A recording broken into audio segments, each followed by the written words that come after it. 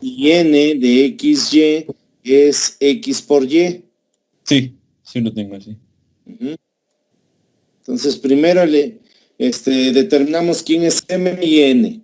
Luego calculamos la parcial de m con respecto a y, que la puedo denotar así como m sub y. Entonces, al derivar me queda aquí 2y. Sí. Luego la parcial de n Queda y, ¿no? con respecto a x, que la puedo denotar así, y esto es igual a y. Es igual a y. Bueno, y ahora, como no es exacta, debo de analizar cómo son los cocientes. Debo de analizar cómo es cómo es el cociente m sub y menos nx, ¿no? n sub x, ajá. Exacto. Sobre n. Ajá. Y creo que este sirve. De hecho, creo que se puede con los dos. Vamos a ver ahorita. Entonces, a ver, ahorita checamos. Queda aquí. ¿Sí? Disculpe, ¿por qué en m sub y puso 2y? Porque se deriva y al cuadrado, dijo, ¿no? Pero entonces ahí, por ejemplo, en la otra que dice n sub x, puso igual a y porque se deriva respecto a x, dijo. Ajá, a x. Y sí. En la otra, como no hay x, entonces solo derivó 2y. Bueno, derivó y cuadrada. Ajá, así es. Sí, aquí a m, para comprobar que la ecuación es exacta, tengo que derivar a m con respecto a y. Entonces derivo toda la función m con respecto a y, considerando a x como constante. En este caso, pues no aparece la x. Por eso al derivar me queda la derivada de y cuadrada es 2y. La derivada de 1 como es constante, pues es 0. Y de ahí se tiene nada más el 2y. Luego a n, que depende de las dos variables de x y y, lo derivo con respecto a x. Entonces y sería una constante.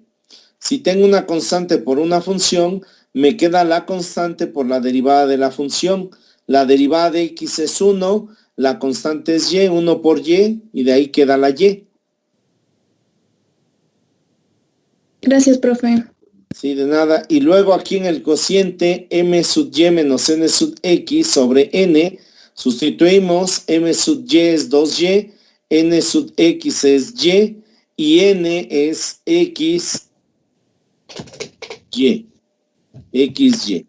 Entonces, esto es igual a, hacemos la resta, 2y menos y queda y sobre xy. Y esto es igual a 1 sobre x. Entonces, depende de una sola variable. Me sirve este cociente para calcular el factor integrante. Pero vamos a ver qué pasa con el otro factor integrante. N sub x menos m sub y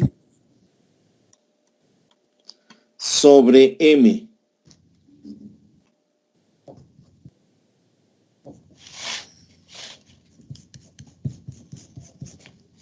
Ya vi mi error, profe. ¿Ya? Ya. Ajá, pero creo que hay dos factores integrantes. Ah, pues a ver, vamos a seguirle a ver si... Ajá, entonces y menos 2y y esto sobre y cuadrada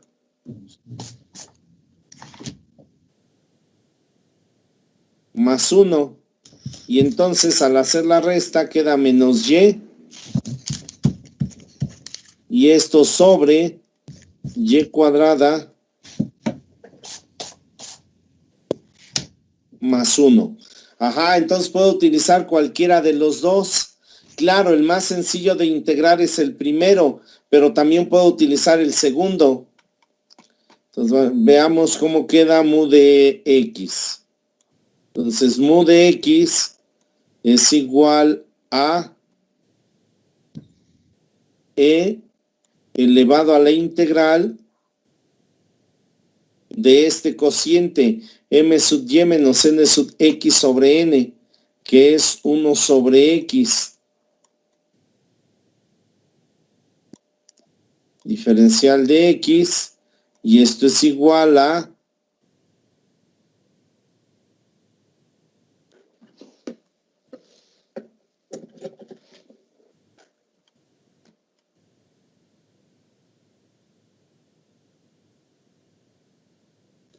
X, ¿no? esta, va a ser igual a e a la logaritmo natural de valor absoluto de x, y al simplificar de aquí queda la x.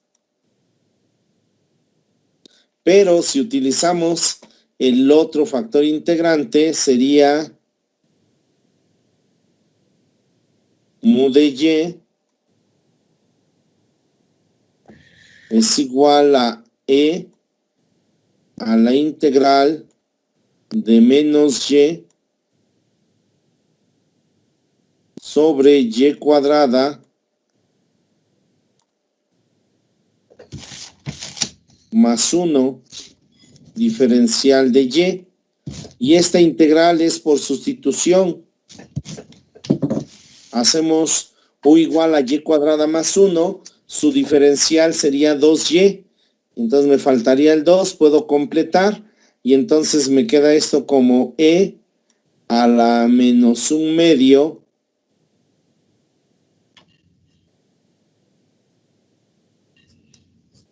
del logaritmo natural de valor absoluto de y cuadrada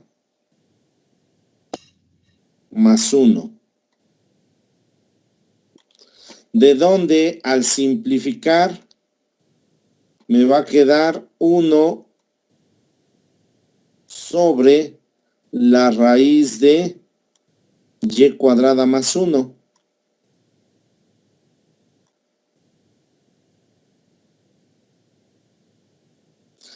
Ese es el otro factor integrante, ¿sí? Queda esto porque el menos 1 medio subiría como exponente y se anularía la exponencial y el logaritmo, y quedaría y cuadrada más 1 elevado a la menos 1 medio. A la 1 medio sería la raíz, pero como es menos 1 medio, esa raíz queda en el denominador. Por eso sería 1 sobre la raíz de y cuadrada más 1. Entonces, en este caso, puedo utilizar cualquiera de los dos factores integrantes.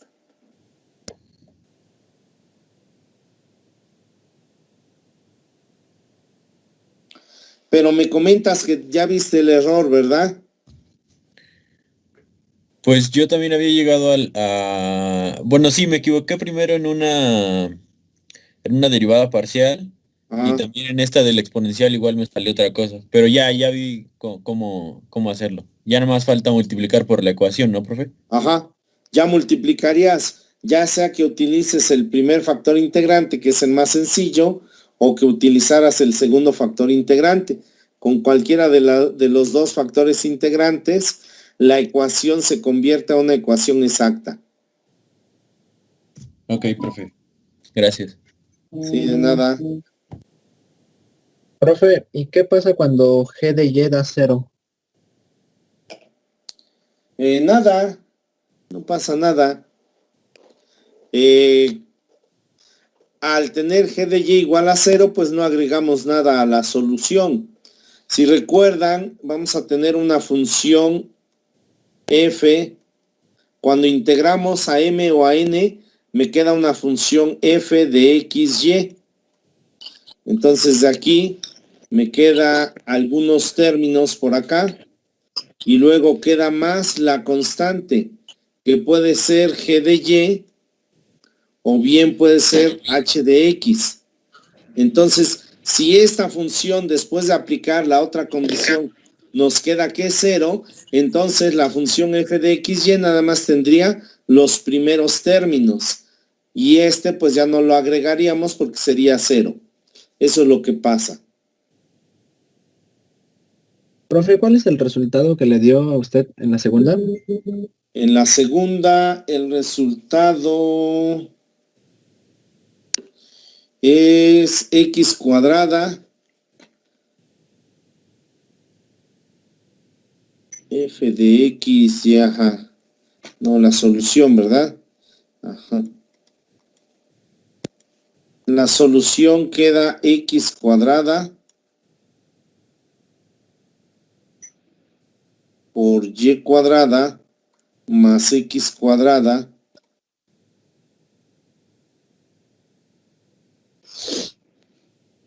igual a una constante c.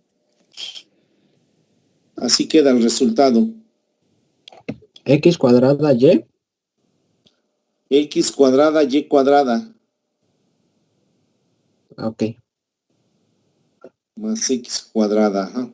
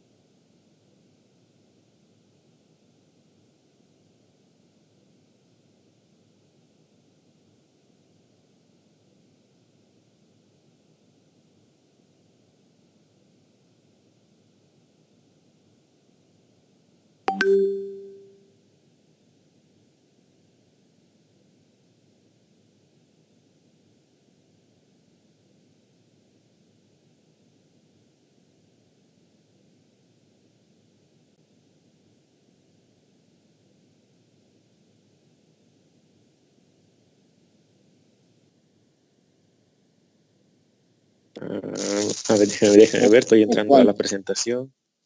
Ajá, ese. No sé ni cómo empezarle porque no le puedo. Entonces tenemos el límite de 1 menos coseno de xy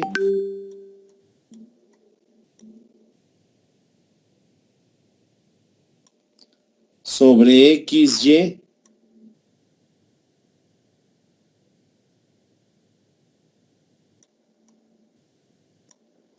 cuando x, y tiende a 0,0. Ajá.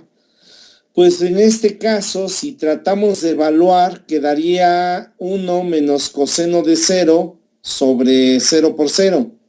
Coseno de 0 es 1, 1 menos 1 es 0, nos quedaría una forma indeterminada, 0 sobre 0, si evaluamos. Bien, entonces evaluando no llego al límite. Si trato de simplificar, pues no hay nada que pueda simplificar aquí. No puedo factorizar ni desarrollar, entonces no voy a poder simplificar nada.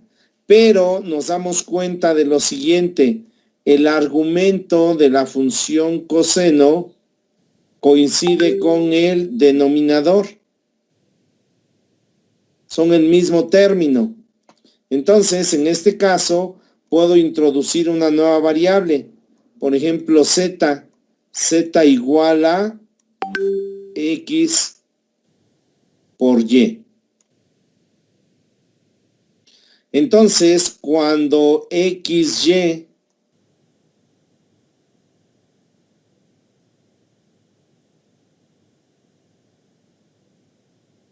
tiende a 0,0,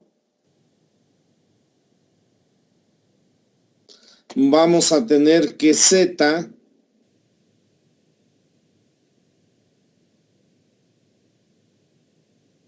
tiende a 0.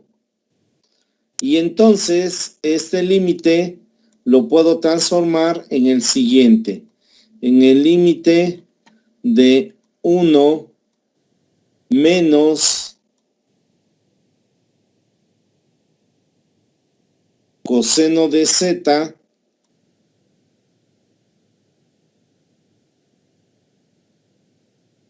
sobre Z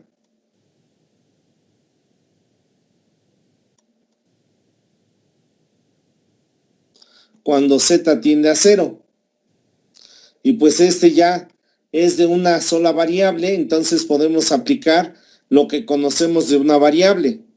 Entonces, si evaluamos, me queda 0 sobre 0. Entonces, aquí, como ya es de una sola variable, puedo aplicar la regla del L'Hopital.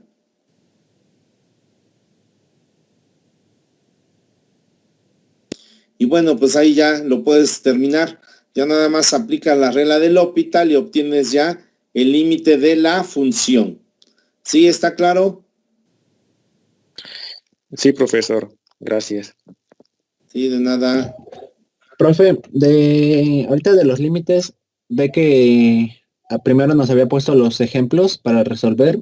Ajá. ¿Nos va a querer que se los mandemos o esos no? Porque pues están No, resueltos en la esos no, presentación. porque lo resolvimos en clase.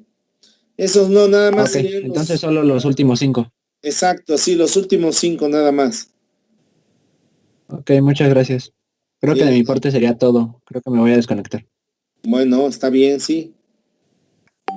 Profe, Sí, dime. yo tengo duda con el último límite. Ajá, ¿y qué es lo que pasa con ese límite? Pues traté de factorizarlo, simplificarlo, sustituirlo por coordenadas polares y me perdí. Ya no supe cómo aplicarlo y obviamente por regla del L'Hopital no se puede. No, no se puede porque es una función de dos variables. De dos Entonces, variables. ajá, Sí, es el límite de x por y sobre x cuadrada más y cuadrada, ¿verdad? sí, Ese profe. también se evalúa, ¿no, profe? Cuando x, y tiende a 0, 0, ¿verdad? Sí,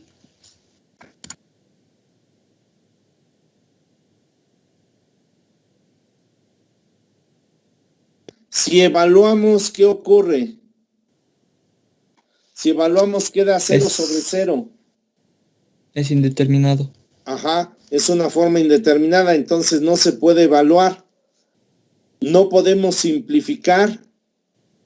No puedo utilizar un cambio de variable o hacer una sustitución. ¿Qué más? Si utilizamos coordenadas polares, me va a quedar el límite en términos de teta. Y entonces Sí, lo es más lo que seguro también es me que el di cuenta. límite no exista. Entonces hay que probar con trayectorias. ¿Qué trayectorias utilizaríamos? Por ejemplo, las que habíamos visto en la clase pasada. Si hacemos x igual a 0, ¿qué ocurre con el límite? Ya sustituyendo, me quedaría el límite de cuando x vale 0, sería 0 por y sobre 0 al cuadrado más y cuadrada. Profe, ¿Sí? apenas que me acuerdo también lo intenté con trayectorias, pero tenía duda en qué pasa si ya está en 0 por y, eso se queda como 0 entre y cuadrada, entonces Así todavía es. aún tenemos que evaluar en y o ya No, hay no. que simplificar primero. Entonces de aquí me va a quedar lo siguiente.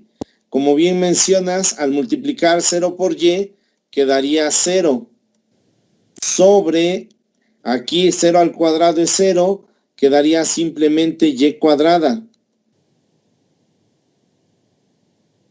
Y cuando y tiende a 0, ahora, ¿cuánto es 0 sobre y cuadrada? Indeterminado. No. El y está 0 sobre y variando. cuadrado es 0. ¿Perdón? 0 entre y cuadrada es 0, ¿no? Ajá. No. Ajá. Sí, Sí, sí. sí, porque el y está límite. variando. Entonces, Sí, aquí sí. me queda 0 sobre y cuadrada y ese sería 0. Y cuando y tiende a 0, pues el límite, ¿cuál sería? Pues en este caso el límite es 0. Entonces yo obtuve una trayectoria a través de la cual el límite me da 0. Ahora voy a utilizar otra trayectoria.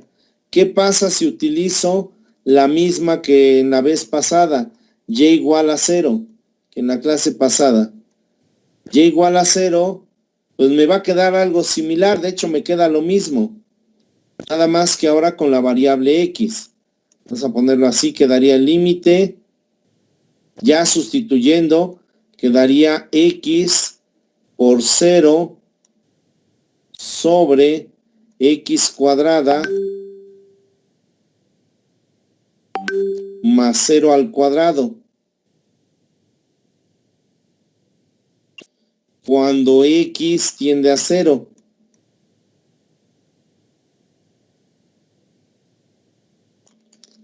Cuando x tiende a 0. Y esto es igual a el límite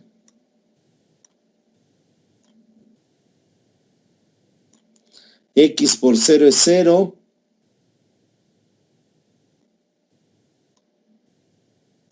Sobre x cuadrada cuando x tiende a 0. Y esto es igual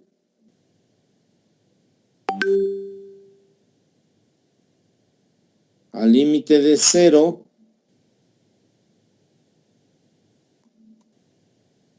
cuando x tiende a 0. Pero pues esto me daría otra vez 0. Entonces, sigo obteniendo el valor de 0. ¿Qué otra trayectoria puedo tomar? Una trayectoria que pase por el 0, 0. Les había dicho que puede ser cualquier función que pase por el punto indicado, en este caso, por el 0, 0. Entonces, ¿qué trayectoria podría tomar? X igual a Y. Ajá, por ejemplo, y igual a x o x igual a y.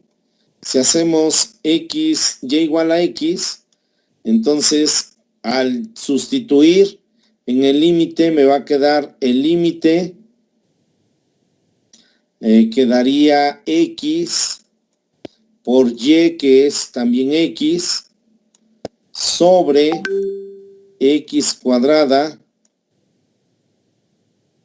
más y al cuadrado, que otra vez es x cuadrada. Cuando x tiende a 0. Y entonces esto es igual a el límite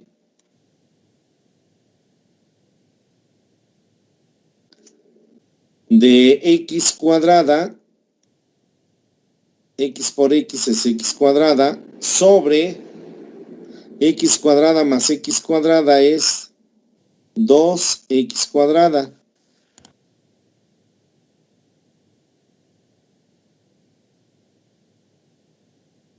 Cuando x tiende a 0. En esta parte es importante que primero simplifiquen y luego ya calculen el límite, porque aquí se podría pensar que al evaluar me queda 0 sobre 0, pero no, primero simplificamos. Al simplificar aquí me queda un medio.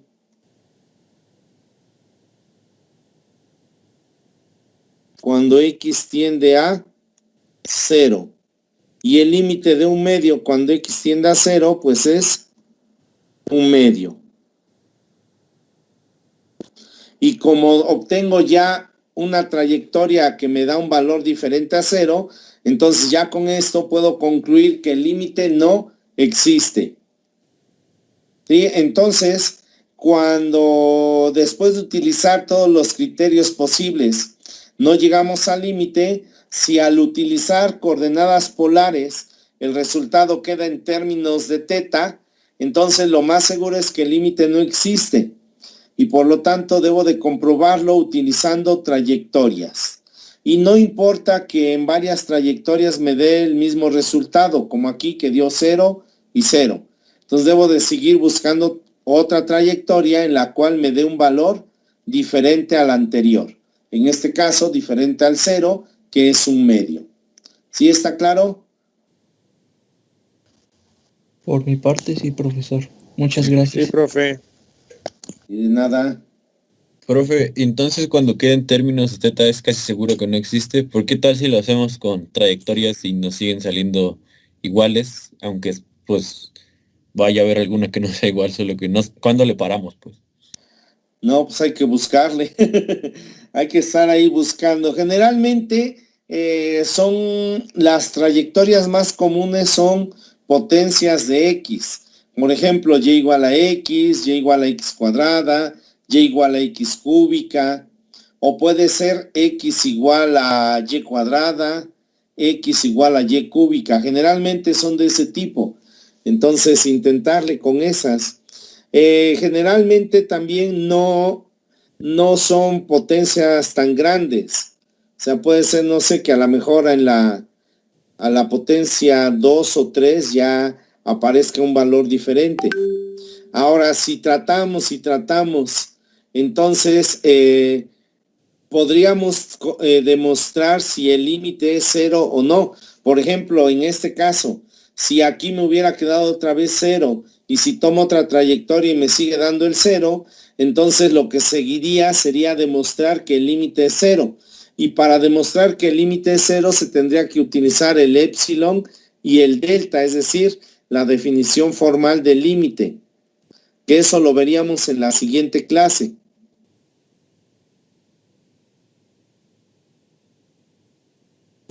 Profe, ¿Sí? es que estuve viendo el 4 de esa misma lista. Ajá. Y estuve investigando porque me dijo un tío que lo podía hacer con eso. No sé si esté bien que ¿Que lo lo haya hecho de podías? esa forma, porque que ya lo terminé y lo hice así, ¿Cómo lo hiciste? con Epsilon y Delta. Ajá, ajá. Me Sí, quedó, está bien. sí está bien. Sí, con epsilon y delta sí. Sí se puede.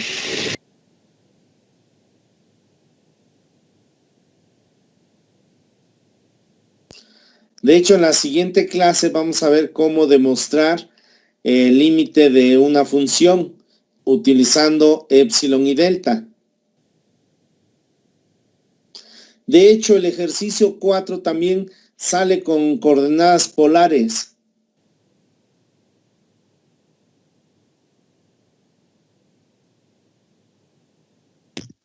El 4 sí. Sí, con polares también sale.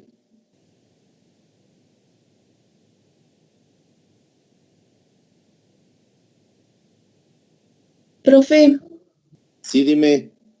¿por qué el 5 no se puede hacer con coordenadas polares? Lo que pasa es que no llegamos a un número. Recuerden que el límite de una función es un número. Acá hemos visto el límite es, por ejemplo, 0 o un medio. Y si aplicamos coordenadas polares, llegaríamos a un término que depende de teta. Aquí esto sería igual al límite. Pasando a coordenadas polares sería r coseno de teta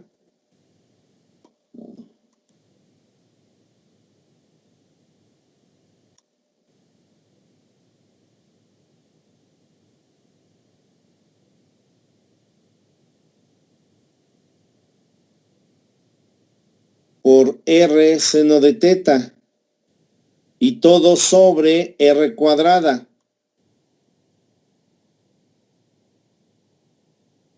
cuando R tiende a 0. ¿Y qué va a ocurrir? R por R quedaría R cuadrada con el R cuadrada del denominador. Entonces, se convierte en el límite de coseno de teta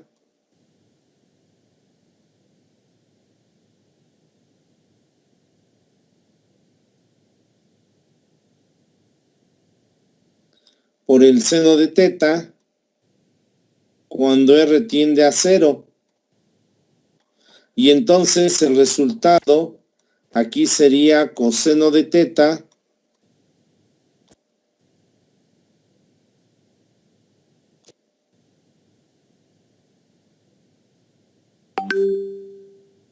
por el seno de teta.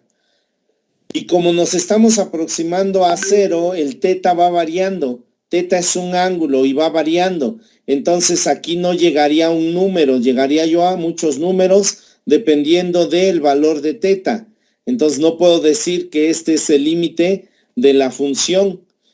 Por eso, al utilizar coordenadas polares, cuando llego a una expresión de este tipo, lo más seguro es que el límite no exista.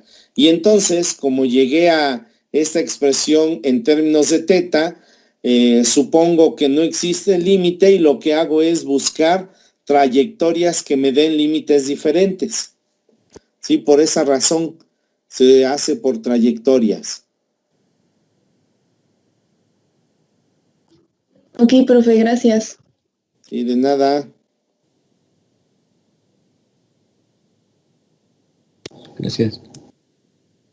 Y bueno, pues sería todo en esta hora. Si todavía tienen dudas, nos vemos a las 6 en la hora de universitarias y podemos seguir resolviendo las dudas. Si no hay dudas, pues ya no es necesario que se conecten.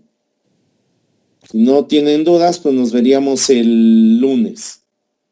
De todas formas, yo me conecto un rato a las 6 para ver si alguien tiene dudas. Sí, profe, gracias. ¿Sí? Hasta luego. Hasta luego.